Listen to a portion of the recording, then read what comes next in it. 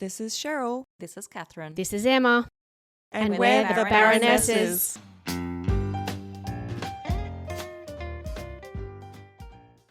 This podcast is being recorded from various locations in and around Meanjin. We recognise the traditional owners of these lands and pay our respects to all elders past and present. Trigger warning. Listener discretion is advised as this podcast may contain sensitive topics relating to pregnancy loss, grief and trauma.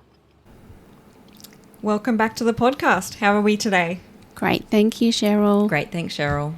It's International Men's Day today. How do you guys show appreciation and care for the men in your lives? Oh, that is a good question. I would have to say most recently it has been to listen and to support him in the way that he asks me to rather than the way I think. So that would have to be my probably biggest learning at the moment. Yeah. Yeah. Yeah, what about you? I feel like I support the men in my life the old-fashioned Euro way, with food. Always with food. And it seems to do the job. Yeah. And I feel like until they say stop cooking, I'm just going to keep feeding them. It nourishes their soul. It nourishes everything. Yeah. Everything. The body, the soul. Lucky man. Yeah, I guess for me, I think that I just try and tell the men in my lives that it's okay to feel what you feel. And I'd rather them be upset with me and have a difficult conversation with me than not talk to me at all about an issue. I think a lot of guys have a bad tendency to try not to talk about situations that are difficult because that's just how they're socialized. But I think that if we keep telling them, hey, it's okay to have emotions, it's okay to have feelings, it's okay to talk about it, eventually they'll start opening up. So that's kind of like how I try to support them. That's nice. Today Catherine will actually be talking about men and male fertility. Isn't that right? That's it. So today we're going to be talking about male fertility, how it impacts men and relationships, and we're going to talk about the survey that we conducted to get a bit of an idea about what men think about male fertility. So male fertility, we know that it accounts for approximately 30% of infertility, although there is some research to suggest that women also account for 30% of fertility issues and the remainder is combined male-female infertility or unexplained infertility. But 30% is just purely male infertility. And I guess when we think about men, we sort of think about men as being the strong person behind women, and we think about them as being, masculine, manly, all of those words that describe how society views men. And when we think about male fertility, a lot of men tend to think, and probably women as well, see that infertility for men in particular is a sign of weakness. And I think that sort of comes across quite strongly in history, in literature, in a lot of areas, and it's 100% not true. And I think that when we think about infertility, it is a two-person issue. It's not solely on the woman, but when we Google, we find that a lot of information about infertility looks purely at women's infertility and doesn't really recognise male infertility. Have you guys noticed that? I've definitely noticed that. Like it seems that it's the woman's problem. It's not the man's problem. And I agree with you that for a man to have to face that, it's like, I don't know, emasculating in some way. So absolutely emasculating. Yeah. Yep. Absolutely. Yeah, I think that often when I've told people about our infertility, they've actually assumed it's me, when it's actually both of us.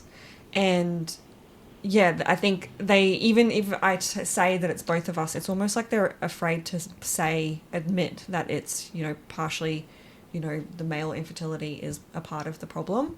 And I kind of just want to say to people, like, it's we're not blaming him. It's not like he did this. It's not his fault. Just as it's not my fault. But people still have this really, they kind of think of it as like someone's fault. Yeah. Yeah. Yeah, I feel like when it comes to infertility, society is always looking for someone to lay the blame on. Yeah. And, it may not be just a single person. As I said, it could be a combined issue, but 30% accounts for male infertility and also 30% approximately for female fertility or infertility. So if we have a look at some basic facts about male fertility, so male fertility can be affected by diet, alcohol, smoking, illicit drug use, as well as exposure to environmental toxins and high temperatures.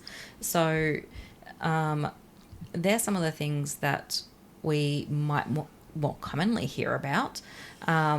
But then it can also be impacted by medical conditions. And I guess the one thing that people often think about in terms of infertility is people that have had cancer and whether or not they've had chemotherapy. And it's, pretty common for somebody to be infertile after chemotherapy, but other health conditions as well. So autoimmune diseases, diabetes, those sorts of things can also contribute to whether or not a male is fertile. And it can also be affected by trauma, so trauma to the testes. So that can affect sperm production. There's a whole bunch of other conditions that can disrupt testicular or ejaculatory function. So it could be things like vasectomy. That's actually one of the leading factors of male fertility or infertility, which is, not unexpected. For most men, vasectomy is a choice. But there might be other reasons why somebody might do that as well, which might not be to do with, wanting to have more kids or not. But there are other conditions as well which can also affect the way in which sperm is produced or just the function overall of male fertility. So there are other things as well, like hormonal and genetic disorders. They can affect fertility. And the main one, which I think a lot of people don't really realise, is that age can be a factor. What age do you guys think men start losing their fertility? We're kind of led to believe that men can father children until the day they die, really. Yeah. So I would have said I didn't think it was a factor. So if I had to have a guess, 40s? Yeah, you're right. You're spot on. So 40 is like the magical number for both men and women when it comes to fertility. So men's fertility can decline from around the age of 40, just in the same way that women's fertility can. So while we sort of, we see in the media that there are older men, fathering children to much younger women, whether they're in their 80s, 90s or whatever, it doesn't happen to everybody. And just because it's true for one person doesn't make it true for another person. Yeah, I mean, there are women that are having babies naturally in their 50s. Yes. That's unusual. It's not common. That's exactly it. But I think people kind of look at it and go, oh, look, you can still do it, but is it realistic? No. That's exactly right. That's exactly right. And so one of the key issues with delving into infertility is that most of the information that we can find on a basic Google search is going to be around female fertility. So if you are going to do a Google search, you need to be real specific and actually state that you're looking for information on male infertility. If you just write in male fertility, you're going to get a whole bunch of things about, all the magic things that can, suddenly boost your fertility, whether it's male or female. And if you're looking for actual good information, you're going to have to dig a little deeper to find that information. So for people that may have experienced infertility and accessed treatments or support, they may have noticed that the emphasis is on the fertility of women, and much of the testing involved is often centered around the female partner being the issue, whereas often testing for male fertility is requested we have to request it Yeah. when there is an obvious issue or when all other options have been exhausted.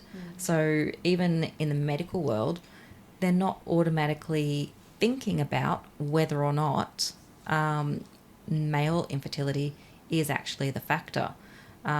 We sort of look at whether or not it's the female first, and then when that fails, then we have a look at see what's happening with the man.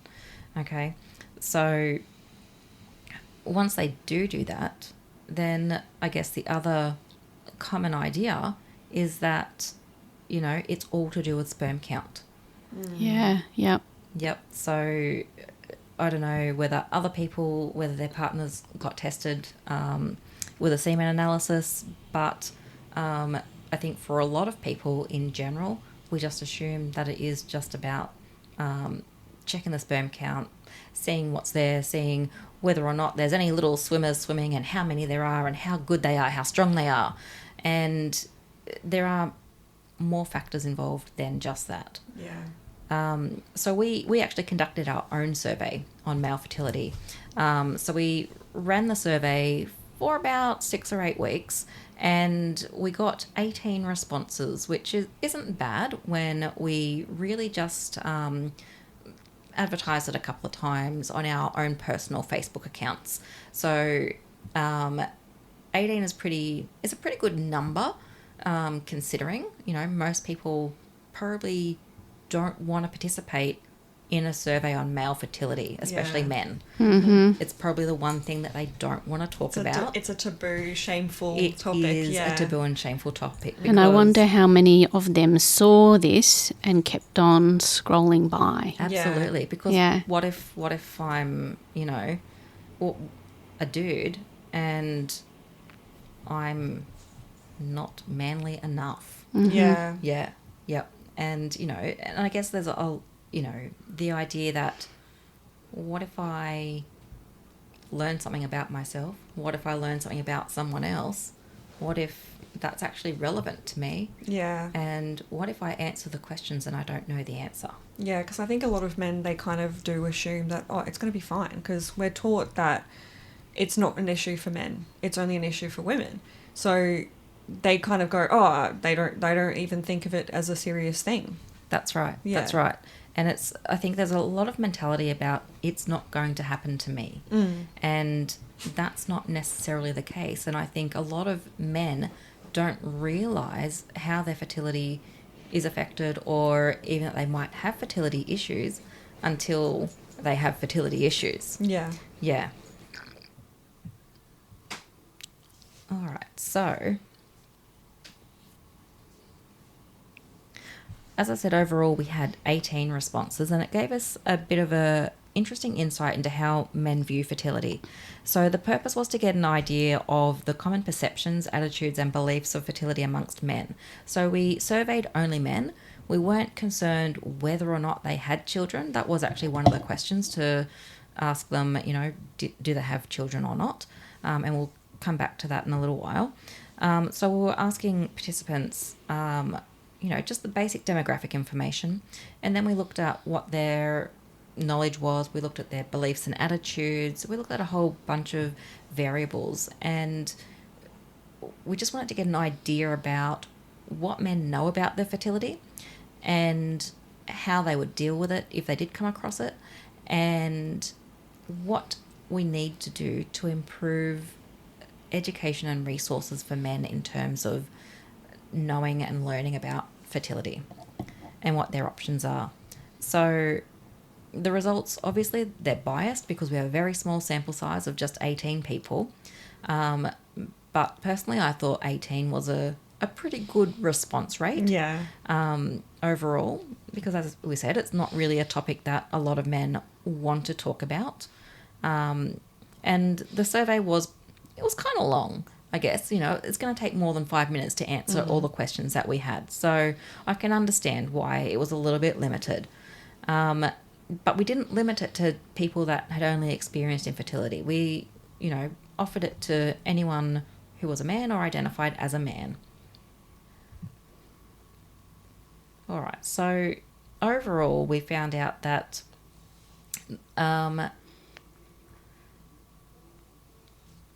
that there needs to be a lot more to be done to educate and support men in terms of male fertility. So let's go through the demographic information. About 50% of the respondents were aged between 25 and 34. That actually surprised me. That age group were really happy to give a response and take time out of their day just to participate and tell us what they thought. And the next biggest group after that were 35 to 44. And we did have a few others. Everybody was over 18, by the way.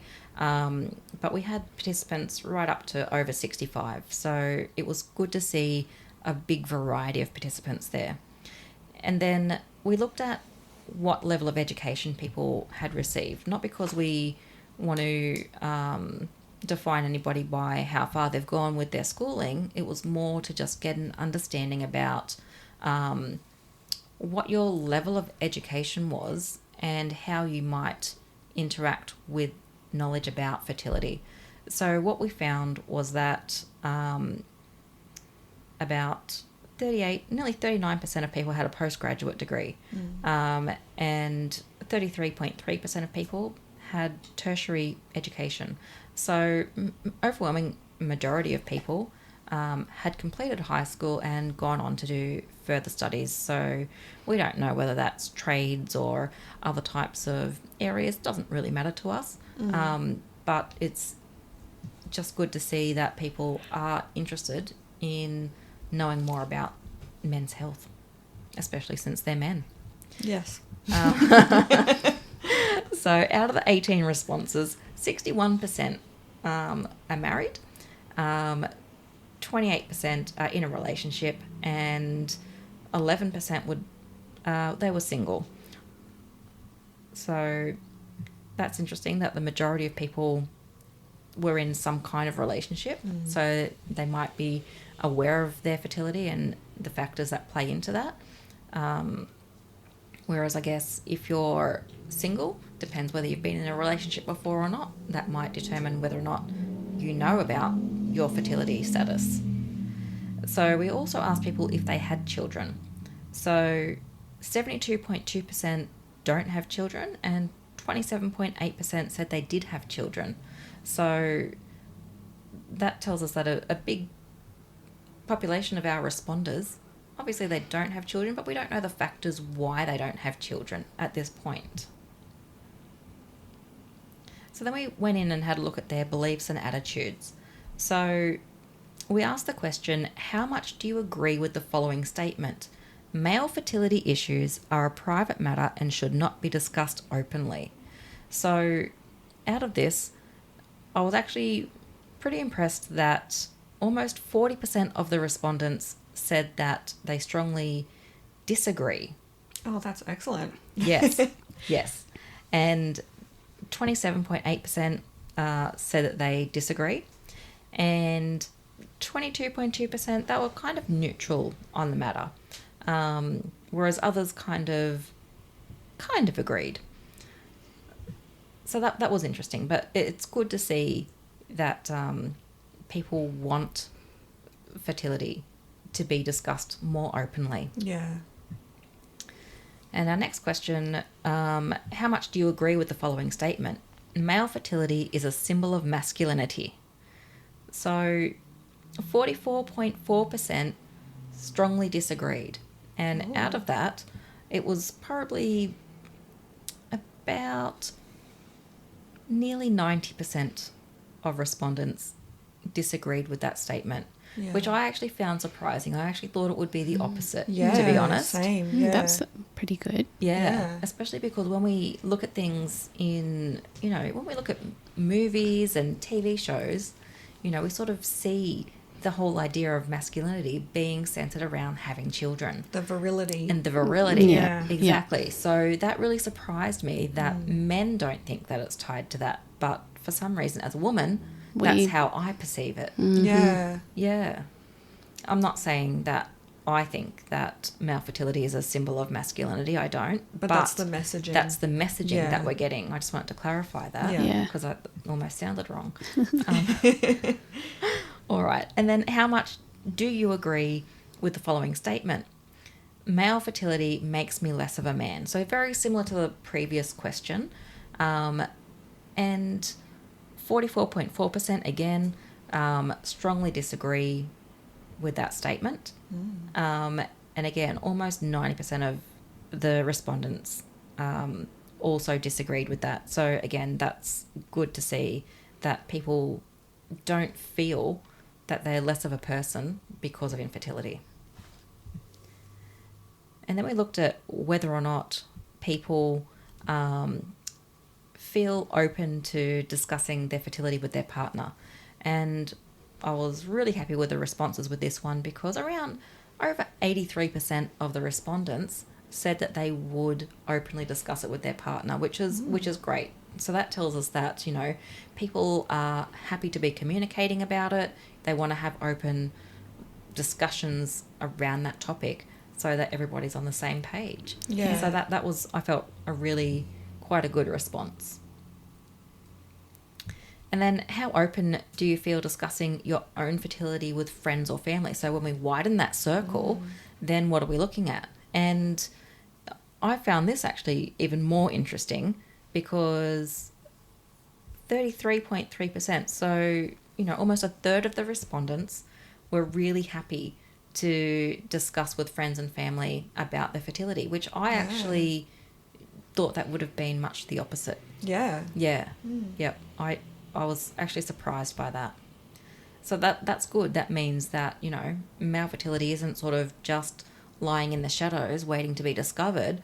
There are people who actually want to talk about it with other people to try and gauge, you know, what the situation is. How do we address it? What do we do with it? Yeah. Yeah. And how comfortable are you with the idea of undergoing fertility testing? Well, 61% of people are happy to undergo fertility testing if they feel there's an issue, which is, again, really good to see. Yeah. So far, I'm actually pretty impressed by most of the statistics, because it absolutely was not what I was expecting. I thought in some situations there would be more hesitance to talk about fertility or even go and have testing. Yeah, I mean, that's what you hear about a lot as well, that like men kind of balk at it and go, I don't know, I'm a man, you know? Yeah. So like, it's interesting to see, like, maybe it's to do with the younger generation. I'm not sure, like, if that's a correlation. I'm not sure, but like, maybe the tide is turning. And I'm just thinking, you know, maybe some of our preconceived ideas are also incorrect. Yeah. So the assumptions that I've made, they're actually not correct. Maybe if I was to speak to men, I would get a whole bunch of different information rather than just making those assumptions. Yeah. Yeah, absolutely. And how important do you think it is for men to be aware of their fertility status before trying to conceive? Great to see 61.1% agree that they should know before they start thinking about having kids. Yeah. So that was really very interesting, because I feel like for a lot of people it's the thing that you don't really think about until it happens. Yeah, no. So, I mean, we didn't think that it was going to be an issue. Yeah, exactly. Yeah. Exactly. So, so far, everything looks really promising. And then we talked about people's personal experiences and observations. So I asked, have you ever been tested for fertility issues? And interestingly, 66.7% of men responded that they have never been tested for fertility issues. So despite the overwhelming majority of respondents thinking that they ought to be tested, a lot of them are not. Yeah. And most of these guys were not parents. Correct. Yes. So maybe they're kind of delaying it until they've decided or found the right partner or something, or at that stage of life. Potentially. Yeah. Potentially.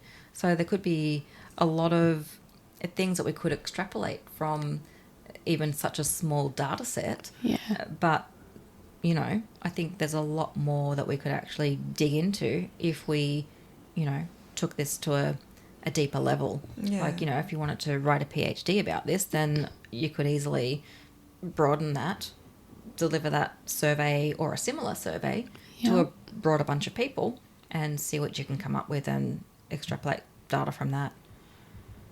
Would be very interesting to do that. It would be Yeah. so interesting. And then I asked, if yes, from the previous question, were the results discussed openly with your partner? So of the people that had been tested, there was about 30% of people that had been tested. Over 85% of those people had discussed it with their partner, and the remaining people preferred not to say. Wow. So that, I found that was interesting. Yeah. And I also asked, have you or your partner ever experienced challenges with fertility? And 67% of people said no, and only 33.3% of people said yes. And if yes, how did that affect your relationship? So of those 33.3%, 57% said it strengthened their relationship, which that's very nice to hear. It is. Yeah. That's Yeah. really nice to hear, because I feel like in the media we kind of hear the horror stories. Yeah, I feel sort of like going through infertility is associated with marriage breakdown. And I mean, in some instances that does happen, and it's very heartbreaking and sad. But I've always wondered if that's the real picture, or if that's just like another way to blame the woman. Do you know what I mean? Like, Yes. it feels like it's another way to beat the woman. Like, how you couldn't give him a baby, he's going to leave you, you know? Like, Yeah. yeah. Absolutely. Whereas I guess the reality of it is when you have traversed a hard thing together, it can deepen and solidify your relationship, Absolutely. which is not talked about a lot. Yeah. Yes, that's Yeah. exactly it. That's exactly it. And, there are some people that weren't really sure about how it affected their relationship. And for about almost 30% of respondents, they said that it did cause significant strain Of Yeah. in course. their relationship. Yeah, I mean, Yeah. that's expected. Absolutely Yeah. understandable. Oh, yeah. Yeah, absolutely. It's And stressful walking through the fires of hell. Absolutely. And I think when you're in it, it is deeply stressful and it's so uncomfortable. But then I think, if you're lucky enough to come out the other side, then it more than likely does strengthen your relationship Yeah. in a lot of ways. I agree with that. Yep. Yeah.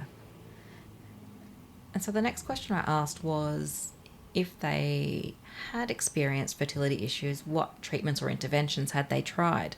So about 40% of people responded they'd tried lifestyle changes, so diet, exercise, and giving up alcohol, that sort of thing. About the same percentage had also tried assisted reproductive technologies. And then other things that people also said that they tried were different medical treatments like medications and surgeries, alternative therapies like acupuncture. Some people said they didn't do anything, and other people would prefer not to say.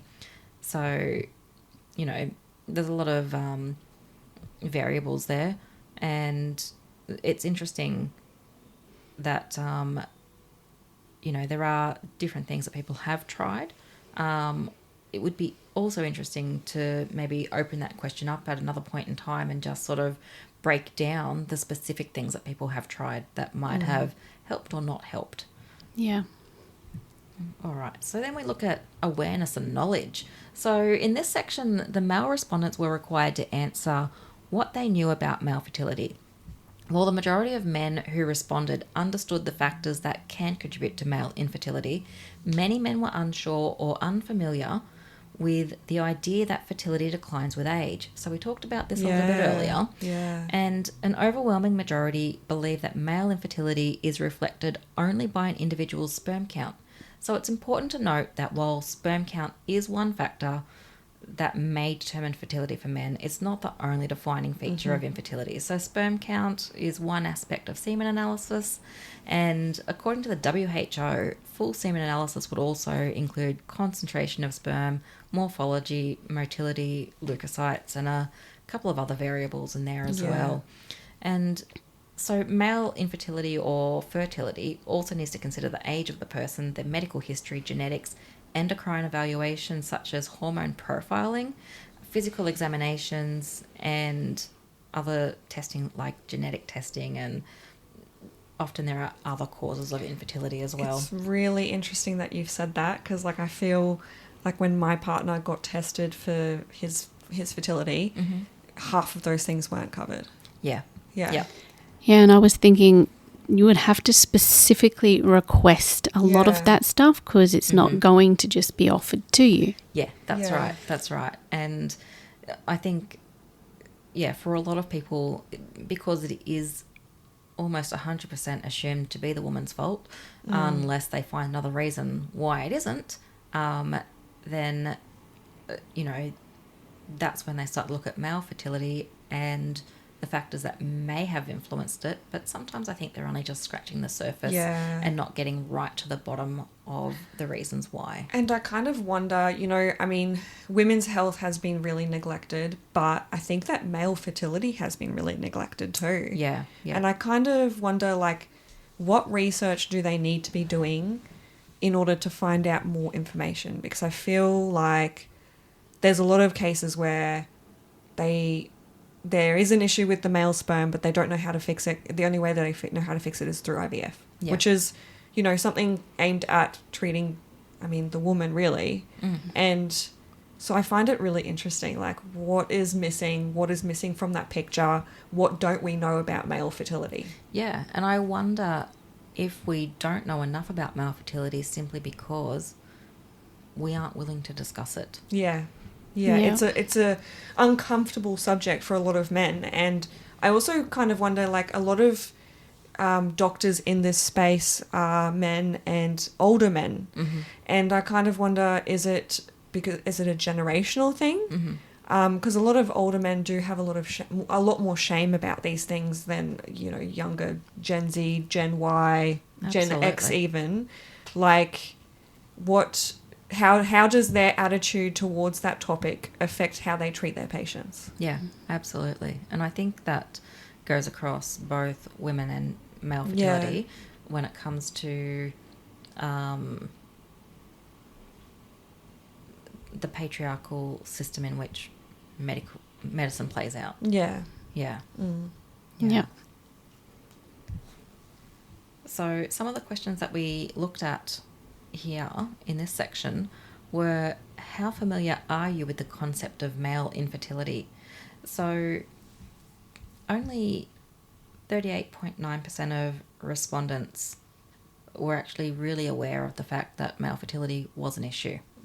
That's an issue in itself. Yeah. Yeah. So I think, because it's not talked about enough, maybe it's not something that, men talk about when they go to the GP. I don't know, because I'm not privy to what happens in that little consulting room with men. So, maybe it's not talked about nearly enough in order for men to understand what fertility is, what they're doing that might impact their fertility, and how they can change their situation if there is anything that they need to change. Yeah. So, which of the following factors can affect male fertility? So I got men to tick the boxes and tell me what they think affects fertility. And luckily, they pretty much got all the answers right. So all the things that we've discussed already. So age, lifestyle choices, so smoking, drinking, diet, illicit drug use, medical conditions, environmental factors, so even exposure to heat is a big factor there. General factors, so any general life factors that, there's a whole bunch of things that we could throw in as like general factors. A lot of guys that go and try and get really big, they get onto testosterone. Not testosterone. You're talking about Steroids. steroids. Yeah. Steroids, yes, they go on steroids, and that actually can affect your fertility as well. Absolutely. Yeah. Absolutely. And previous medical treatments. So majority were aware that medical treatments can also impact their fertility. Yeah. So I was happy to see that most of the men that we surveyed were aware of the factors that can affect fertility. And then we looked at whether or not, or at what age do they think that male fertility begins to decline? So about a third of the respondents just weren't sure. And they told me that. They told me that they weren't sure. And other people, about 22%, were correct in saying that it's 45 and above. And another 22% were correct in saying it's 40 and above. So anything above 40. So technically they were correct. So we'll say about 40% got the age range right.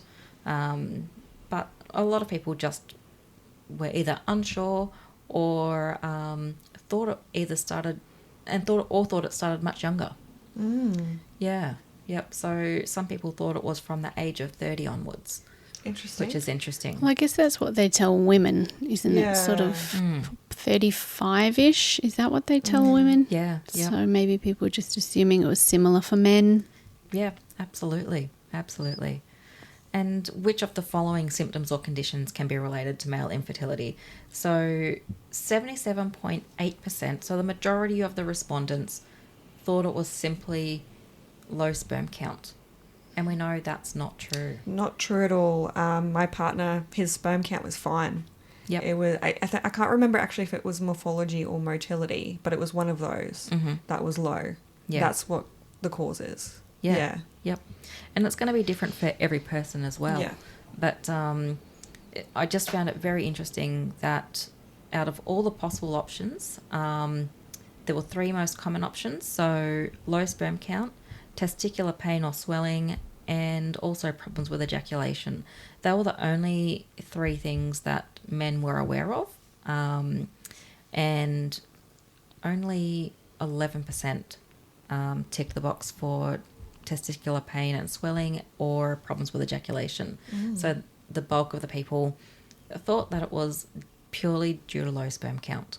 Interesting. So that's really interesting. So that tells me that there's a lot of misinformation out there for men. So it does make me wonder how we can improve men's health education. Yeah. It's interesting too, because like when we talk about how a lot of men weren't sure when their fertility declined, it's, you know, you get so much in the media about women's biological clock ticking. It's like, should we be talking about men's biological clock ticking? Absolutely. Absolutely. And but what is even more interesting was when I asked men about whether they thought male infertility is as common as female infertility, I got an overwhelming response of yes. Wow. Yes. That's surprising. That is very surprising. That's really surprising. Yep, I was absolutely surprised by that. And some said maybe, so about 22% said maybe. Nobody said no.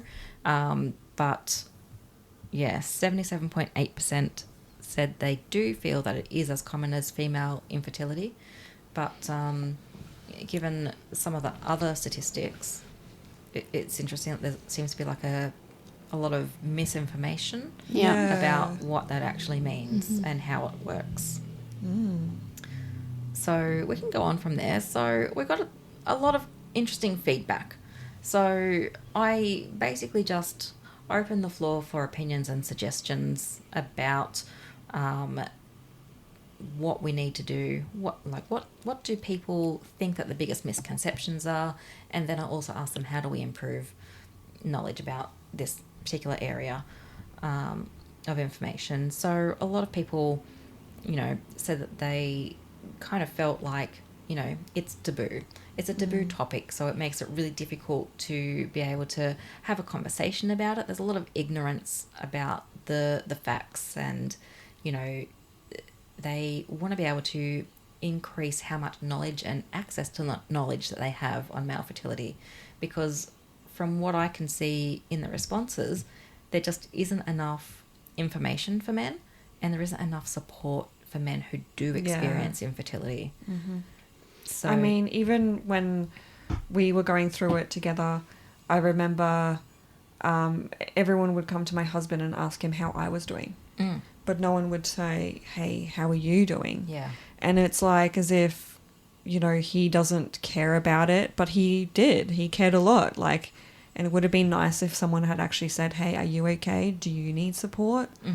But it just seemed like the focus was on me, but they never wanted to actually ask me directly. Yeah. So it's just so strange. It was like I was getting support, but not real support, and he was just getting nothing. Mm-hmm. Yeah. Yeah, and what I also found interesting was that I'm just going to read some of the responses. Yeah. So one person has said, the more infertile you are, the less of a man you are. And Wow. that made me kind of feel a little bit sad to read that, to be Yeah. honest. Somebody else said that sperm doesn't decrease in quality as a male ages. And we know that's Not true. Yeah. Yep. And people also said that, you know, they didn't realise that that it happens often. You know, they sort of thought that it happens to other people but not to them. Yeah. I mean, I guess that's kind of not that surprising if you think of the history of fertility. And if you look back to like the 1950s, there was a lot of stories about women getting blamed and the doctors blaming the women, but then it was actually the man, but they kept it from them because they didn't want the backlash from the man to say, oh, what are you saying, you know, about Yeah. my manhood. But now, because it's probably less taboo than it was back then, people are more open about it. So I guess that kind of makes sense. Yeah, absolutely. Absolutely. And one person even said that that it only affects older men above ages of 40. So what they were saying was that they think that's a misconception, that it only happens to people over 40. Yeah. But it can happen to anyone. Yeah, absolutely. Yeah. Yeah. Yep. And, you know, another misconception was that it's not as common as female infertility, or that it occurs less often in men than women, or that it's just not a common topic in the community. And one person wanted to put it out there and say that it is just as important as female factors. So I think, you know, in that instance, it's probably a good idea if we take both male and female partners into equal consideration Yeah. when it comes to fertility or infertility. And some of the other things that came up was that there are people out there that believe that men can't be infertile, or it just can't happen to me, Yeah. or that there's just not enough information around. It's not like you've got control over it, do you? Like, No. No. That's exactly it. That there is no control. Whether you're male or female, there's no control over Yeah. whether or not you are fertile or infertile. Yeah, no. So one of the other things was looking at support and, you know, how do we think that men can be better supported when it comes to facing fertility issues? And the majority of people said that it's just there isn't enough support. It's not discussed enough, and men feel self-conscious to discuss those issues because they feel judged or embarrassed. Yeah. So that's actually pretty upsetting. Yeah. You know, to think that there are so many men out there that feel that way, because there was more than one response that implied that. And so most people, they kind of said that, you know, they want more information. They want to be able to access better information. They want, you know, to be able to discuss it without feeling judged when they go to the GP. They want to, you know, make the... That makes me think that the GP is judging them. That's right. That's right. Yeah. So maybe it's, you know, starting with their GP and continuing Yeah. from there. But, you know, then we're talking about other things like being able to access psychological support and medical support, and making access to fertility treatments more reasonable in cost. And 100% I agree with that. It Yeah. should be much more reasonable. People want more information available online because there wasn't enough information. More support groups, better education, more knowledge, more awareness. You know, doctors to speak about it more. People want it to be normalized Yeah. and take away the stigma and the shame. So that actually popped up quite a few times where people said they would like male infertility to be normalized, so they didn't feel like they're the odd person out, so they didn't feel that shame, so they don't feel embarrassed, so they can just rock up to the doctor and say, hey, can you just check me out for this because I'm worried? Yeah. And not have somebody go, oh no, you're young, you'll be fine, you know. You're a man, it doesn't happen to You're men. a man, it doesn't happen to men, you know, that's not going to worry you. Just, you know, go out there, get drunk and Yeah. get it on. Sow your seeds. That's it.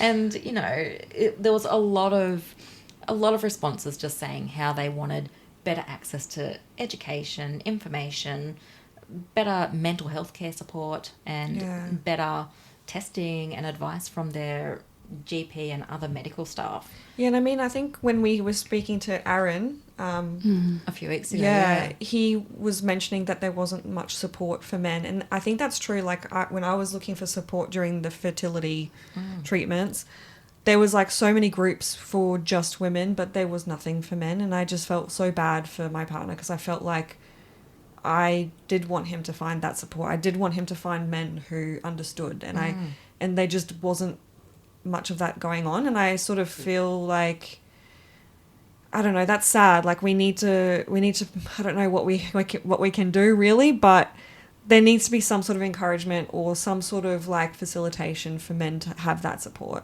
Absolutely. And so we also asked, you know, how we can better support men that experience infertility. Yeah. And some of the things that they responded with was, you know, they want more men's support groups, more open discussions about men's fertility, and stuff that's facilitated with a welcoming atmosphere between the man and his partner.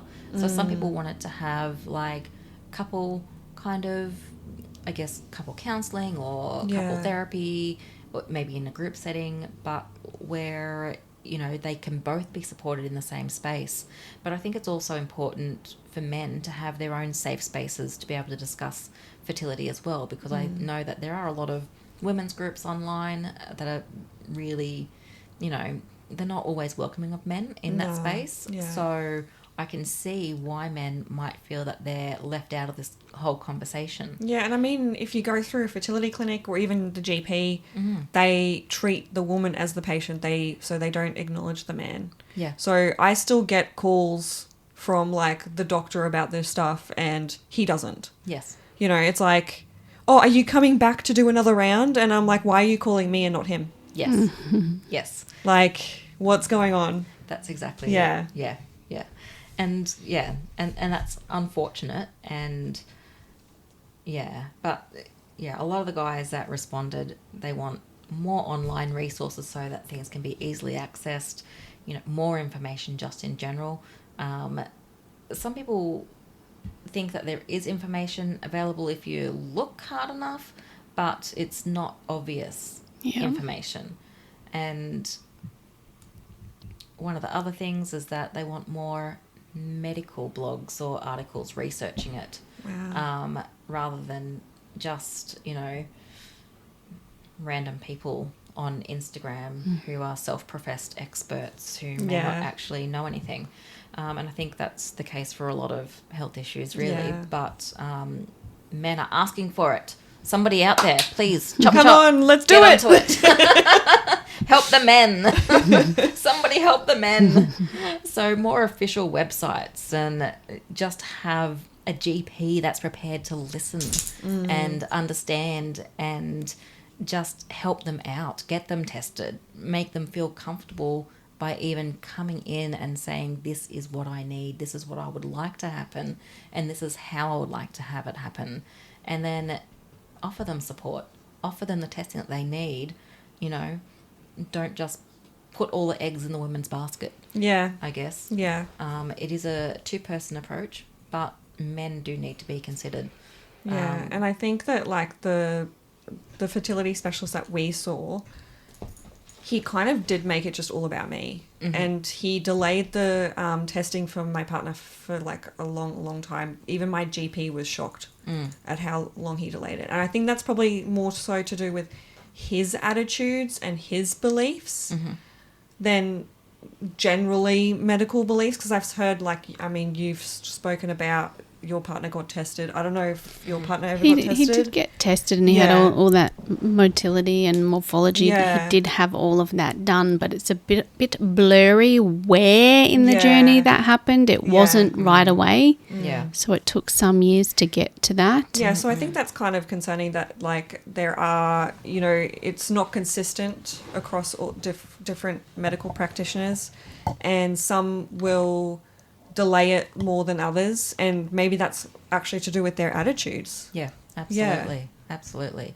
And I think, you know, given that men want to see more action in terms of male fertility, then I think that kind of speaks for itself. And hopefully, somehow we can instigate better access to men's healthcare and information on and support on male fertility. Yeah, absolutely. Yeah, I hope that there is like an amazing doctor out there, and this is their field of interest, and that they, or not just one, like, you know, perfect opportunity. Yeah, absolutely. Yeah. Absolutely. Yeah. So, look, overall, I was really happy with the response that we got from people. But yeah, for men, I think it'd be great to see more resources, more support groups, and more information that can help them out. Yeah, and I think that, I don't know if you guys saw that research about microplastics, but they were seeing that, like, over the last, like, 50 years, men's sperm counts have actually been dropping across the board because of microplastics and endocrine disruptors, so environmental toxins and things like that. So I think that infertility in men is probably going to keep rising rather than, you know, staying steady. Which is sad, and also means that we really need that support now. Yeah, we do. Things need to change now. Yeah, absolutely. Well, that's all we have for you guys today. You can find any relevant links in the show notes. We'll be back in your ears in a fortnight. In the meantime, make sure you leave a review on your preferred podcast streaming platform. Follow us on Facebook and Instagram at the Baronesses Podcast. Feel free to email us on baronessespod@gmail.com, and stay kind. That includes self-kindness too.